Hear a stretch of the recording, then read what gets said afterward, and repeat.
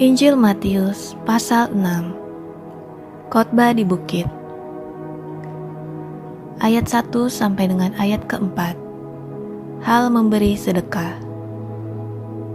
Ingatlah, jangan kamu melakukan kewajiban agamamu di hadapan orang supaya dilihat mereka.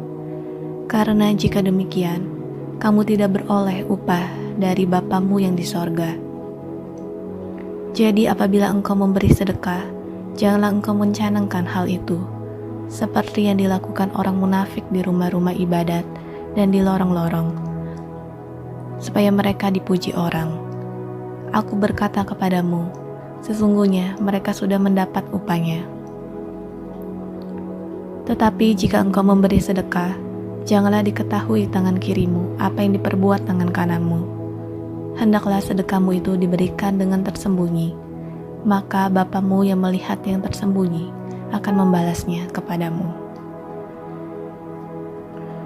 Ayat 5 sampai dengan ayat ke-15. Hal berdoa. Dan apabila kamu berdoa, janganlah berdoa seperti orang munafik. Mereka suka mengucapkan doanya dengan berdiri dalam rumah-rumah ibadat dan pada tikungan-tikungan jalan raya, supaya mereka dilihat orang.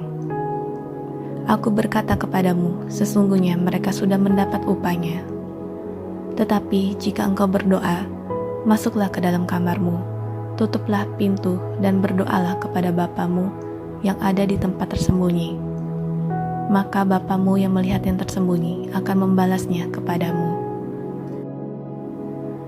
Lagi pula dalam doamu itu, janganlah kamu bertele-tele seperti kebiasaan orang yang tidak mengenal Tuhan.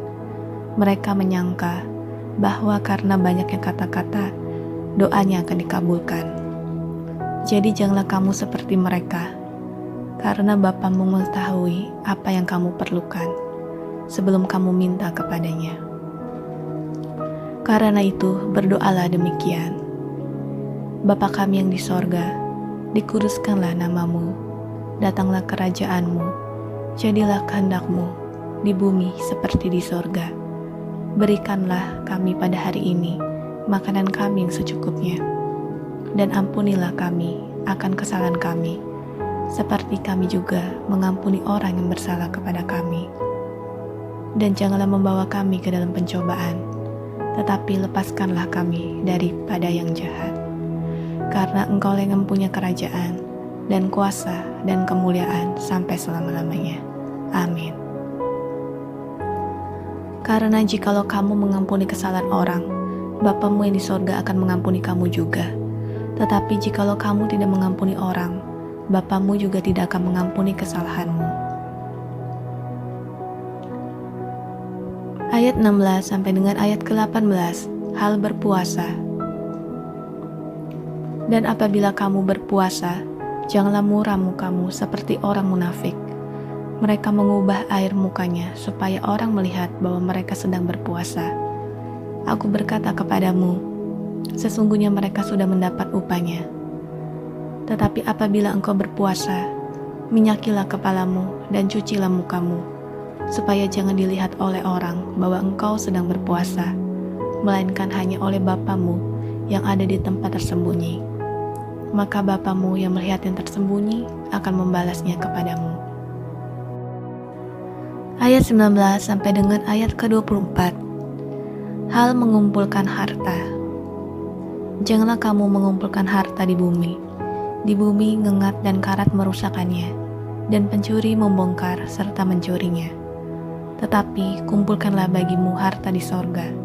Di sorga ngengat dan karat tidak merusakkannya, dan pencuri tidak membongkar serta mencurinya. Karena di mana hartamu berada, di situ juga hatimu berada. Mata adalah pelita tubuh. Jika matamu baik, teranglah seluruh tubuhmu. Jika matamu jahat, gelaplah seluruh tubuhmu. Jadi jika terang yang ada padamu gelap, betapa gelapnya kegelapan itu. Tak seorang pun dapat mengabdi kepada dua tuan, karena jika demikian, ia akan membenci yang seorang dan mengasihi yang lain, atau ia akan setia kepada yang seorang dan tidak mengindahkan yang lain. Kamu tidak dapat mengabdi kepada Tuhan dan kepada Mammon. Ayat 25 sampai dengan ayat ke-34. Hal kekhawatiran. Karena itu aku berkata kepadamu, janganlah khawatir akan hidupmu, akan apa yang hendak kamu makan atau minum, dan janganlah khawatir pula akan tubuhmu, akan apa yang hendak kamu pakai. Bukankah hidup itu lebih penting daripada makanan, dan tubuh itu lebih penting daripada pakaian? Pandanglah burung-burung di langit, yang tidak menabur dan tidak menuai, dan tidak mengumpulkan bekal dalam lumbung, namun diberi makan oleh Bapamu yang di sorga.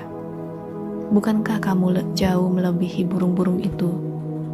Siapakah di antara kamu yang karena kekhawatirannya dapat menambahkan sehasta saja pada jalan hidupnya? Dan mengapa kamu khawatir akan pakaian? Perhatikanlah bunga bakung di ladang, yang tumbuh tanpa bekerja dan tanpa memintal. Namun aku berkata kepadamu, Salomo dalam segala kemegahannya pun tidak berpakaian seindah salah satu dari bunga itu. Jadi jika demikian, Tuhan mendandani rumput di ladang, yang hari ini ada dan besok dibuang ke dalam api. Tidakkah Ia akan terlebih lagi mendandani kamu, hai orang yang kurang percaya? Sebab itu, janganlah kamu khawatir dan berkata, apakah yang akan kami makan? Apakah yang akan kami minum? Apakah yang akan kami pakai? Semua itu dicari bangsa-bangsa yang tidak mengenal Tuhan. Akan tetapi Bapamu yang di sorga tahu bahwa kamu memerlukan semuanya itu. Tetapi carilah dahulu kerajaan Tuhan dan kebenarannya, maka semuanya itu akan ditambahkan kepadamu. Sebab itu, janganlah kamu khawatir akan hari esok, karena hari besok mempunyai kesusahannya sendiri. Kesusahan sehari cukuplah untuk sehari.